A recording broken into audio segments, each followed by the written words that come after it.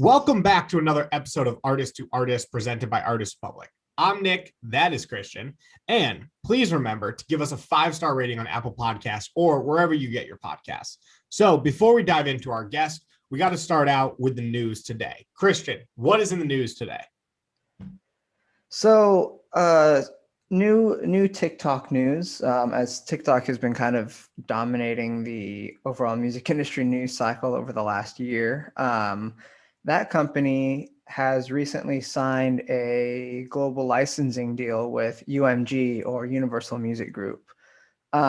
This kind of sets TikTok up in a very unique position because back in November, they announced deals with Sony Music, and in December, they announced deals with Warner Music Group.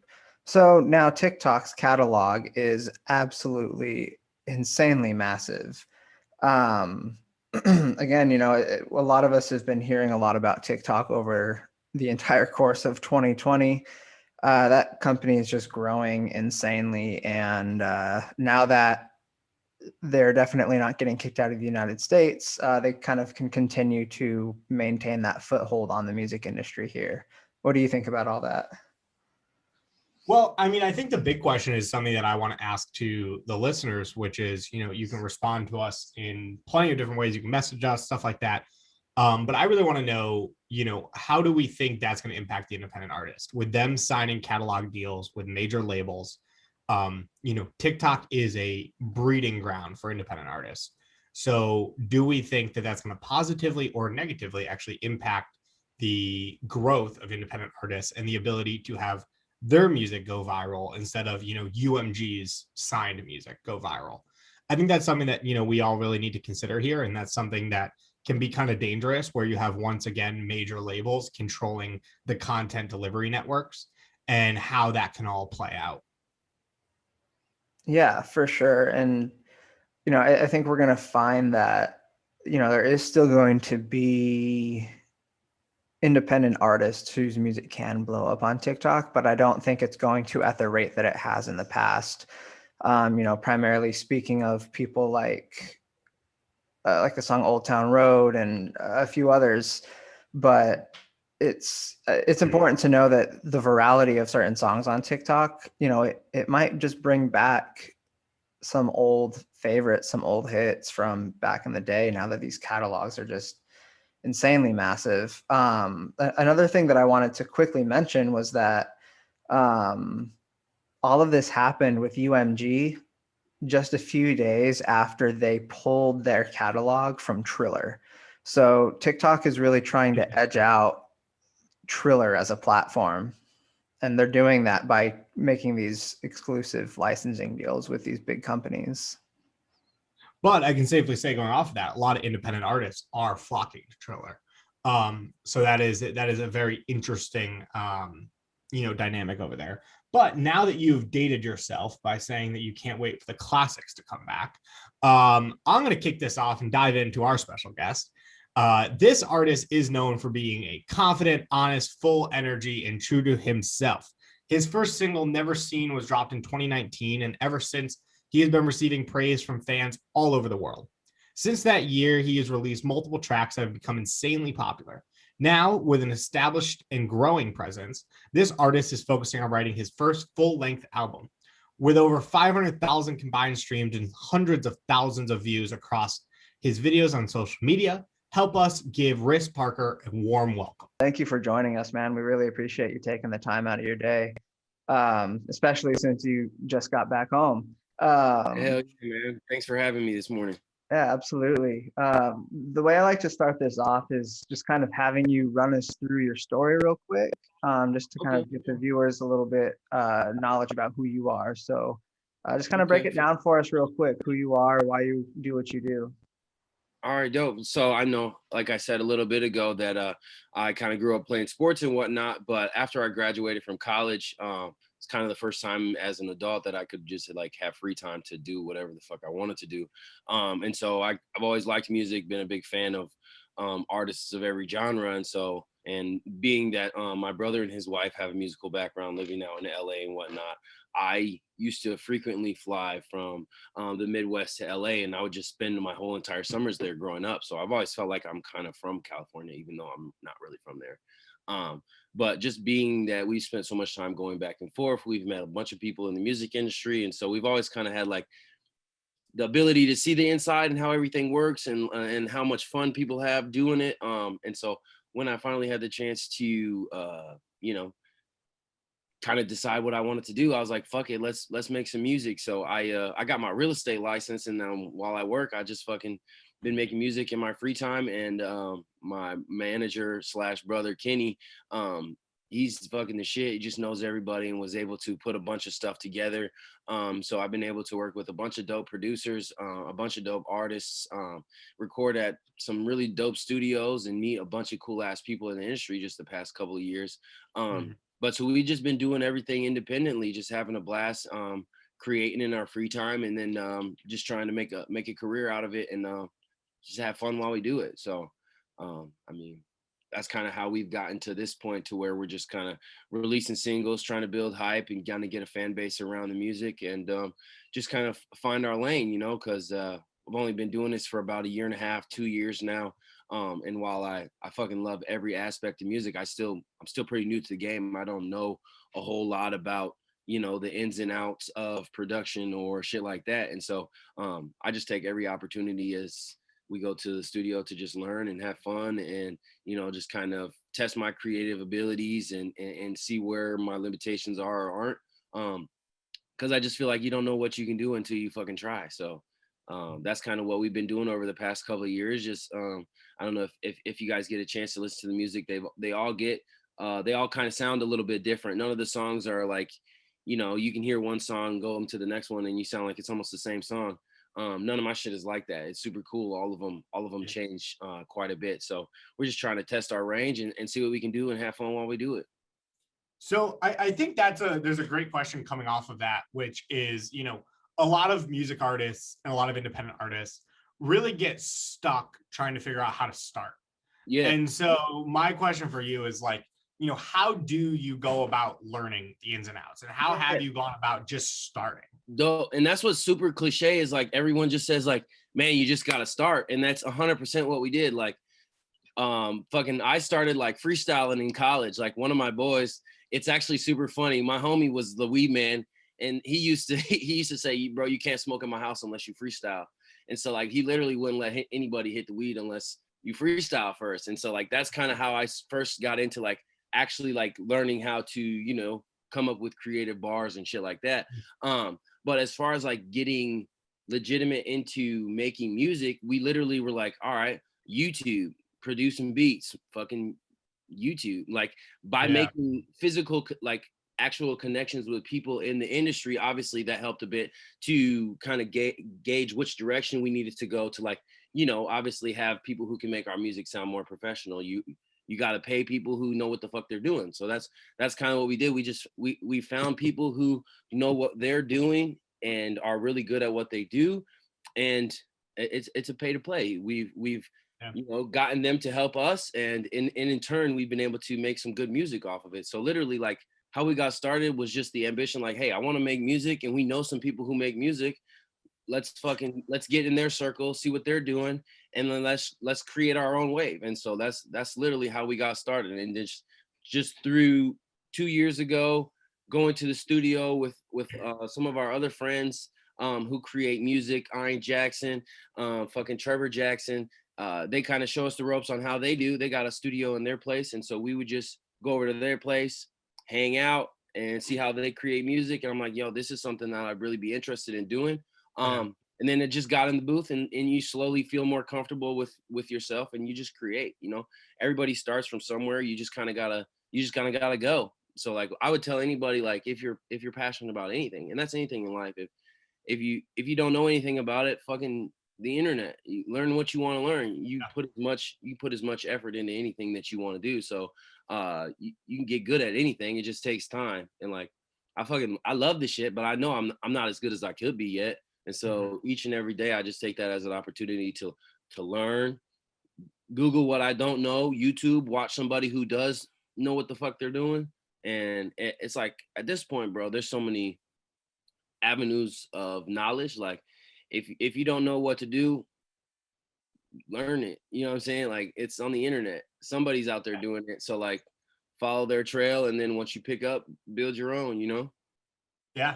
And pay to play is an interesting topic too, because a lot of people, I think, very confidently look down Yeah. on a pay to play system. But I think in reality, there's a big misconception about pay to play, because Yeah. I think there's just a lot of people that have done it wrong and Yeah. it makes a bad image. But at the end of the day, you're always paying to play, no matter what the fuck you do. 100%. If you take a job somewhere, guess what? You're paying to play through the opportunity cost of not going somewhere else. You Exactly. are always paying to play in life. 100%. And I think, yeah. And I think in the music industry, a lot of times people are paying to play in the wrong areas. Like someone will pay $1,000 to master their song, right? But then they'll get mad when someone charges them $1,000 to market it. Right. And like, bro, you got to know where you're putting your dollars at. Because and it's shitty because there is so many people that can just get online and say, hey man, $200, I'll get you 1,000 streams. And like in the front end, yeah, it looks good because you're like, fuck, I'm getting streams at least. But like if you don't put your money in the right place, you can be wasting it. But just like, bro, if you're a basketball player, you want lethal shooter training you. You don't just want to go to the YMCA and try and get buckets from some guy who's shooting free throws. Like, you know what I'm saying? The NBA players pay the best trainers, you know, artists pay the best producers to get their shit right. You know, it's just like, it's a team, it's a tandem. Nobody can do it all by themselves. Well, I mean, some niggas are that good. More power to them. Yeah. We hope to get to that level to where we got expertise in every field, and so we don't need no one's help. But at the same time, you're building those relationships with people too, and so it's like, yeah, for a while you maybe will be paying, but then you never know what could happen. I got a really close homie who he was a promoter out here, just did shows, was always getting new people to come to town. And my parents live in South Dakota, not a huge city as far as like popular artists and buzz. But my homie was getting artists to come out here. He got Polo G to do a show like 2 years ago. Polo saw that he had the party rocking, and Polo asked him to do some preliminary shows with him. He's been Polo's DJ ever since. And so it's like, he paid Polo to come, but now he's doing $5,000 a show as Polo's DJ. So it's like, you never know where opportunities could lead you to. So like, it sucks that, you know, but you got to have money to get into the game. It's like anything. You want to be an insurance agent, you got to pay so that you can get your license. You know what I'm saying? You want to be a shoe reseller, you gotta buy shoes before you can resell them. Like, it ain't nothing free. And of course there is those one cases of people like, you know, some people's songs just jump off without too much. Like Lil Nas X, he didn't put a whole lot of money behind none of his shit, but it was just a fucking instant hit. Like, and then people wanted to get on board because they saw the opportunity to make money. You got like the creative spark, you know, that's something that's always going to be genuine. Like, some people got it and some people don't, but there's always going to be people that know the way to do the processes, so you're not wasting money and you're being as effective as possible. No, I 100% agree with that. And you know, we're always, you know, everything in life is going to cost money somewhere. And you just gotta, if you're paying to play, you gotta pay to play in the right places. That is interesting. Christian, I'm going to pass it off to you, as I have definitely owned this conversation thus far. So I'm going to pass it back off to you, my man.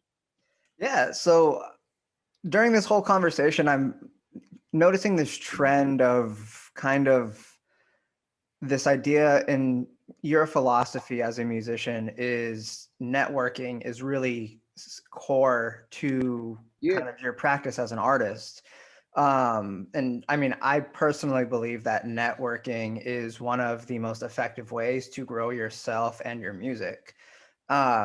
My question off of that would be, what are some of the ways that you have been able to get yourself in these scenarios with networking? I know your brother Kenny, you know, he's been a big help to you and everything. What other ways, I guess, have you been able to increase your network? So it's basically just like putting yourself out there. I've always been a super outgoing human being as it is, and so I don't have no problem being in a room and just being myself. Like I'm naturally comfortable talking to people. I went to school for psychology, so like conversation is what I went to school for. So I'm used to just, you know, sparking conversation with humans, regardless if I know them or not. And I think that's really helped me as far as networking, because I'm never scared to ask somebody a question. I'm never scared to ask for help. I'm never scared to tell somebody that they're dope if I think they're dope. You know, getting on IG, I look at, you know, people who aren't famous. I look at their music and I'll hit them up and be like, bro, you're hella good. And it'll be niggas that have 200, 300 followers. It don't matter.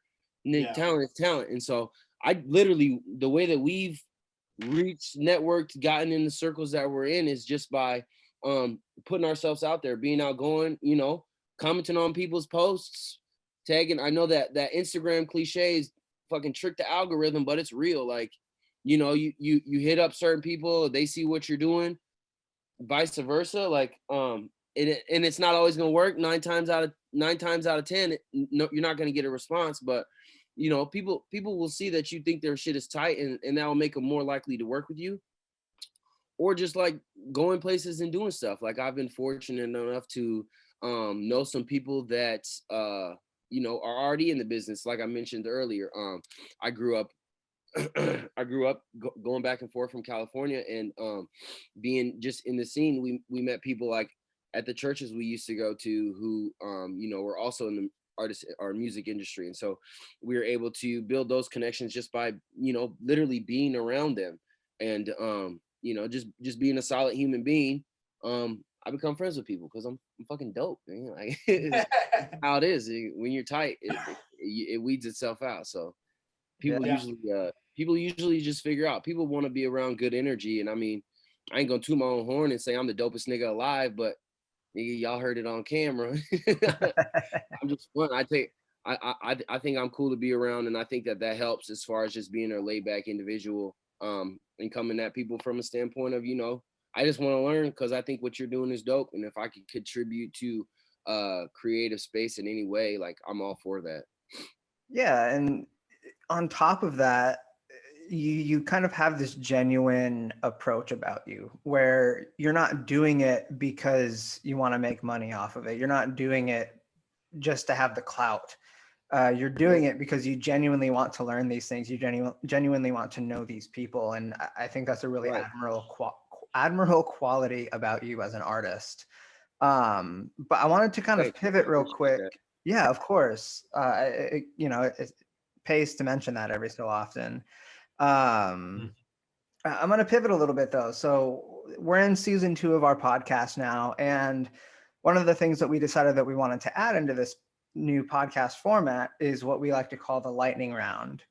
So what we're going to do is just ask you a few random questions, just answer them with the top of your head. And we're going to shit might get real. It's going to get real. It's going to get real. So I'm going to kick it off, and then me and Nick are just kind of go back and forth about it. So, all right, cool. All right, here we go. If a zombie apocalypse broke out right now, what would you do and where would you go? I'd go to my buddy John Hander's house. His family's got hella straps. They are more than prepared, and they low-key have a little castle. I'm going straight to the Hander's crib. All right. Nick? Oh God, I don't have any lightning questions. Now I gotta think of a lightning question off the bat. If you were to blow up tomorrow, who would you call? Who would be your first call? The first person I'd call is Kenny. Well, he would probably call me because he would see it first. All right, cool. Christian.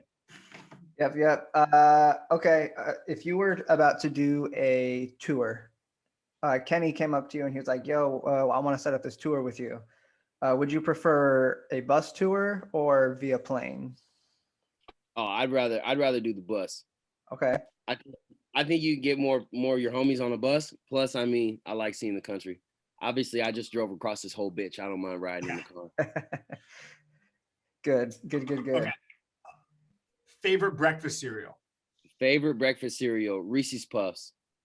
By the way, I'm huge on cereals, y'all. Like I'll post a picture later on my Instagram page and show y'all my cabinet at my house. I literally collect cereal. So that's funny that you said that. Got like cool. Christian, last question. Last question. This is going to be a very divisive question. A lot of people might get mad at you for your answer, so be ready. Does pineapple belong on pizza? Hell yeah, it does. Simple, short, sweet. I love it. That's Hell fantastic. yeah. Hell yeah. Cool. Well, now the lightning round is closed. We've gotten to know you, a little bit more outside of that. Diving back into conversation side of things, where this is always an interesting question I love to say is, where do you want to go over this next year? What is your goal for this year? What do you want to do this year with your music career? Honestly, where I'm at right now is like literally learning instruments. So I just recently got like a new keyboard. I'm trying to learn how to play the piano. I want to get a guitar. I'm literally learning, like trying to learn instruments so that I can have more input on the creative side of things, because it's different from telling somebody, oh, I like the sound of that, from telling them, oh yeah, put a fucking G chord on that bitch. You know what I'm saying? So it's like, it's different. So I'm in the process of legitimately trying to learn the ins and outs of music so that I can have a little bit more say on the creative process, so that I know where I can be at. But honestly, I truly think I'm on the right path. We are creating good music, got a good buzz, and I'm just free as can be. So I see myself in the next year just putting out more music, building more hype, probably making like $100 million, something like that, something slight. But nah, bro, all the above. I think I think we have the opportunity to just continue to create dope shit, and regardless, everybody's gonna catch on sooner than later. So I'm not too worried about that. And like I said, y'all can see that I just do this from the standpoint of legitimately wanting to get better at it, because I do just truly like making music. So in a year I see my catalog just a lot bigger. That's about it, bro. Same dude, more music, more bangers, more bars. Hell yeah. Oh yeah. So, you say you want to just continue growing that catalog, continue growing yourself as an artist. In your little questionnaire that you filled out and sent over to us, it says that you have over 500,000 combined streams across platforms. I think that's extremely impressive for only having done it for what you said, a year and a half, 2 years. Yeah, our first song came out the end of the 2019. I think that's when our first song came out. So just about a year and a half, 2 years now. Yeah. Yeah, so that's really impressive, especially coming from somebody that works in this stuff every day. How have you been able to just get those streams up so much? Has that just simply been through your network? Have you done some kind of marketing in there? Yeah, so Kenny kind of handles a lot of like the marketing and networking side of that stuff, but he knows quite a few people. I think we have a distribution deal with Empire, where they just help us get on different playlists and whatnot. And so that's super dope, and it helps as far as like algorithms so that people actually see the music. And then doing Instagram ads, Facebook ads. We kind of have figured out, like I said, you don't know how to do it, learn it. We fucking took a course on marketing, and we're able to figure out how to target audiences so that if we're paying for ads, it's not just going to any Tom and Jerry that's on, the internet. It's going to, 25-year-old freak who likes light-skinned boys. I'm just playing, but obviously you can't do that. But you know what I mean? You can target it so that the people who are more likely to listen and share your music actually hear it. And so that's what we did. Anything that we don't know, we're huge proponents on just learn that shit yourself. Because it's either that or you pay somebody who's gonna do what you can learn to do yourself. And so we're just getting dope at everything. That's kind of how it is. We just fucking taught ourselves how to market, and we're learning. Obviously, we've wasted money too, but we're learning how to put marketing dollars towards the right avenues that are actually going to get us results. And so as you can see, it's been working. And it's because it's a lot of organic growth. It's real people hitting us up saying that the music is dope. So I think that's what the coolest part is. And wasting money is a good point on Yeah. marketing too, because I mean, I've wasted over the past years, 8, 9 years, so much money on marketing. But it's never, I think a lot of people do look at it like, oh no, I blew $1,000. I didn't get anything out of it. And it's like, well, you did get something out of it. You learned that didn't work for your fan base. Yeah, you learned. You learned that didn't. Yeah, exactly. And you have to spend money. Like I will always tell people, like if you want to learn like Facebook ads, for example, you want to learn Facebook ads, take $500, just figure out how the fuck to get $500, take it, put it into Facebook ads, and see how it works. Because you will never understand. You can watch hundreds of courses and you'll still never understand it. To understand it, you just have to put money behind it and just figure it out. Because you're not fair if you're not losing your own money. If you lose your own money and waste it, you're like, fuck, I gotta figure out how to do this the right way. Because I'm tired of like my hard-earned money going to some fucking Tim Bob who runs fucking marketing on Instagram. Exactly. And when you lose $500 because you didn't fucking optimize those Facebook ads, you're gonna be like, damn it. Exactly. Fuck me. And you're gonna be like, okay, I need to figure out how to do this. And I think a lot of people stick a little bit too closely to the chest. Where they're like, oh, I'm just gonna spend a couple bucks here, a couple bucks there. And it's really, you need to spend a significant enough percentage where it's gonna hurt if you lose it, but it's not gonna make you like jump off a cliff. You know, just enough to hit reality of like, okay, I suck at this and I really need to figure out and get my shit together. So yeah, no, that's definitely awesome. And I fully agree on that whole just learning process and putting stuff behind it. So my kind of wrap up question on the marketing topic though, is what would you say is like your go-to marketing strategy? Hey, Kenny, you wanna answer that, or you just want me to do it? Because honestly, I don't know what Kenny uses more than the other. I know that we target both of them quite a bit. But I would probably say Instagram and Facebook definitely. Yeah, just IG ads. Yeah, because we can target them better.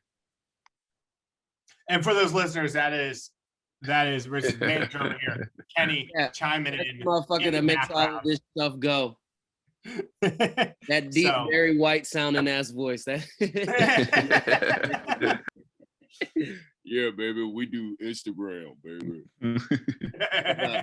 But no, so what you have to do is change your page from just a, I guess it would just say a normal Instagram page. You can change it to a business page so that you can actually see the analytics behind, what parts of the country are viewing your posts, how much activity you're getting and whatnot. And once you do that, obviously like Instagram has to verify it and stuff. But once you do that, you're able to target your ads in certain parts of the countries that are actually getting good response. And it's crazy because like at first we started doing overseas just because the ads were a little bit cheaper, and low key we grew a huge fan base in like fucking Brazil and Egypt. So like I'm popping over there. If I go over there, it's money. It's cake season. They love me over there. And that's a great point. I mean, we did that with the platform. Is, a lot of companies really only target, United States or maybe Europe or something like that. We're blowing up in Nigeria. Like our platform is massive in Nigeria. And it's like Twitter handle, the worldwide R.A.C.S. Yeah, exactly. And so it's like, it's worth it. Like just do a broad reach, figure out what works, hone it back. And you know what? Like we were looking through the analytics of our platform. We're like, hell, 52% of our revenue came from Nigeria in September. We're like, let's dive into Nigeria. Like you gotta listen to what the people want, not what you want for your fan base. You know what? If you gotta live in the US and you're fucking popping in New Zealand, fuck it. You're popping in New Zealand. Money. Exactly. Yeah, exactly. That's exactly what we said, bro. So that's what we've done, is try to target areas that we know that are getting responsiveness. So if we have an ad and, I get 10 to 20 messages from people that are in Egypt over the course of a week, I'll know that, people are actually clicking on it and listening to the song and fucking with the shit. And so we'll know to target that area again so that those same people are able to hear the music and spread it. So, because with a lot of things that are overseas is like, they're not going to see it unless you legitimately target that area. Because, there's 100 million other people that are paying for ads at the same time, and they might be targeting that area.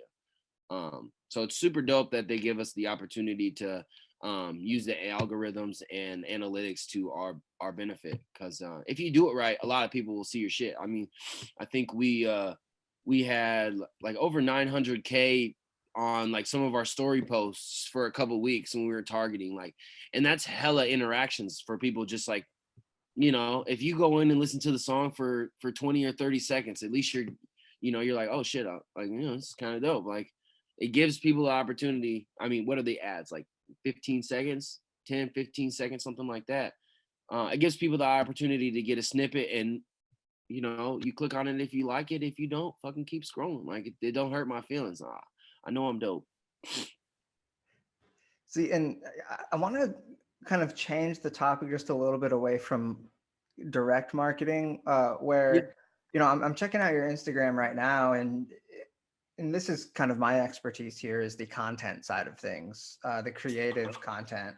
And it looks to me like you have some really high quality content that you're able to post. And so, in my personal opinion, you know, your marketing is only as good as the content behind it. Yeah, you And still cool. say again, I'm sorry. I said, yeah, you still got to be cool. Like, Yeah, they still, you still have to have a good product. No matter how many times you see the commercial, you're not gonna call the 1-800 number if you don't like a pet egg to scrub your feet with. Like, you know, like you right. still got to have shit. Right. And, you know, I think it's important to have that high quality content. You know, it looks like you do photo shoots here and there. You have really good graphic design into your work. So, you know, how do you go about finding the right people in order to make this creative content? Yeah, that's what's funny is it's literally like all trial and error. And it's dope because like at first we started off and we'd be like, we go on Facebook, type in, you know, photographers in LA. We scroll through, go look at their Instagrams, see who does good work, give them an opportunity, and not even say give them an opportunity to work with us. It's just like, you know, see what they can do in real life. And so just through trial and error, we've actually met some super dope people and been able to go to some really cool places. Like one of the last photo shoots we just did, one of our homegirls, her Instagram is ASAP Josie, super dope chick. Ran across her on Instagram, hit her up and asked, you know, can we do a photo shoot? We're going to be in Atlanta for the week. And it just so happened that she frequently goes to the Cam Kirk studios, which is like, if you're in Atlanta, that's the studio to do your shit at. And so it's like, just by hitting up somebody who does dope work, we ended up at Cam Kirk's studio where like Gucci Mane does his shoots, Migos, 2 Chainz, all of them. Like that's where they go because they fuck with Cam Kirk. And so just by accident, we ended up with them again. You know what I'm saying? Like just we literally we have a good eye for creativity. Like I can see who cares about their work and who doesn't, and people can come on my page and see that we care about our work the same way. And so we literally will give people a chance. We've done $300-$400 photo shoots and not used any of the pictures because nigga didn't have the angle right or didn't have the eye. Like sometimes that shit happens, but you know, not to say they weren't still a cool dude. We had a good day hanging out with whoever, you know, but sometimes just the artwork doesn't turn out the way that we want it to. And like to quote unquote fit the aesthetic, you know, we just keep trial and error. You know, you find good people when you're a good person. That's I truly believe in that. Putting out, you know, good energy, good vibes. You end up just around good people. So that's what we've continually tried to do. And like trial and error, we'll keep doing that because it's turning out good for us. And I think that philosophy is going to serve you well, just continuing into your career. You know, I myself think that you're doing a great job with everything that you're working on. And I think you have a really good team behind you. And I believe tying all of this back to kind of that initial conversation where we talked about networking is a lot of what we've been talking about today has all tied back to being that good person and talking to people and kind of being that source of inspiration for the people that you surround yourself with. You know, you are the company that you keep, and I think that you keep great company. So definitely be proud of that. Nick, I'm going to pass it off to you, and then we can wrap it out with our last question. Thanks, man. I appreciate that. I really Of do. course. Well, my kind of second to last question would be, for anyone listening, kind of going with Christian with what your question is going to be, what would you say is kind of like going off of like your goals for the year? You know what you want to do. What is your advice for how you hit those goals and how you stay focused on getting to those goals? I think staying pure in my intentions is always super important. And using what time I have, not wasting it. I think a lot of us will, we get caught up looking at Instagram, Twitter, TikTok, TV, and we forget to do things that actually serve ourselves. We're giving people our attention when it doesn't really serve us constantly. So what I do is I literally, it's super weird, but like I time block. Like I'll get up in the morning and I do what I gotta do.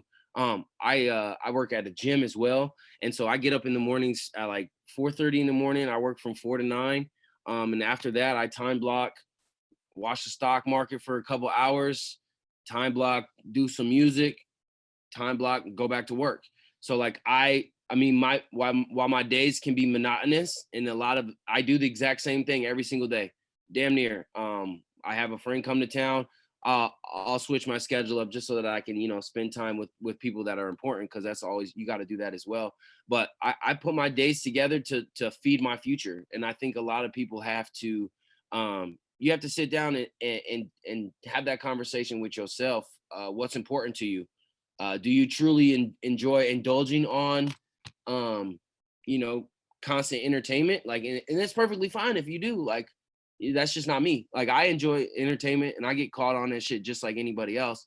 But I have that filter to know when, like, yo, I'm wasting my time here when I could be doing something more productive for like the person who I want to be. And so I'll remind myself, like, yo, it's time to do something else.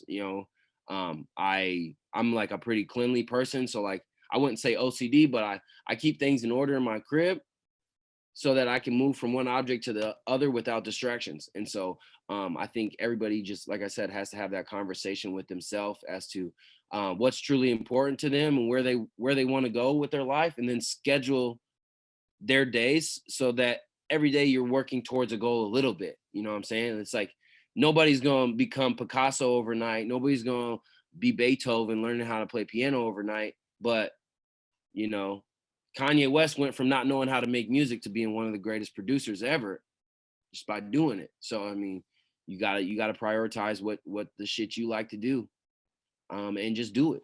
It's that simple. Gotta Nike that shit. I love it. Just fucking do it. You know what I'm saying? Absolutely. We're gonna ask one more question, and then Nick's gonna wrap us up. But that question kind of is going off of what you just said, and it might be the same answer, but what is one piece of advice that you would give to a budding artist? Yeah, I would say stick true to your passions. A lot of people, you kind of get the whole prototypical. A lot of people want to like sing, song, rap, and if that's what you're good at, do it. Like, but I would say create the type of music that makes you feel good, regardless if people like it or not, because it'll catch on. You got to think there's 7 billion people in the world, and if you're making music for other people to hear it, like if that's truly what you want is to grow as an artist and have a real fan base, keep creating stuff that's genuine to you, because that's a niche that you most likely, you're not the only person. And if only 1% of people in the world like your music, that's still like 7 million people. So you know what I'm saying? So it's like, you just gotta find your niche and perfect your craft, and be passionate about what you do, because at the end of the day, people can hear it in your music if you like what you're doing, and if it makes you feel good, because that's what other people listen to music for. Is they listen to music because it makes them feel some type of way. And if you don't feel some type of way when you listen to your own music, then it's probably that somebody else ain't going to. So let it all out there. Be an open book. Put your emotions into what you do, and usually you'll get good results if you do things from the heart and work hard at them. In my personal experiences, you'll get good results. Hell yeah. Well, that is an awesome way to wrap up the podcast. So thank you again, Wriss, hopping on the podcast, talking to us, hanging out with us today. With that being said, we're closing out another amazing episode. And don't forget to give us a rating on Apple Podcast. If you do, Christian will personally send you a video this week of him freestyling to whatever words you choose and put in your review. Yep. So if you want to see him freestyle, give us a 5-star rating on Apple Podcasts. Let's see what we can do, and we will see you next week.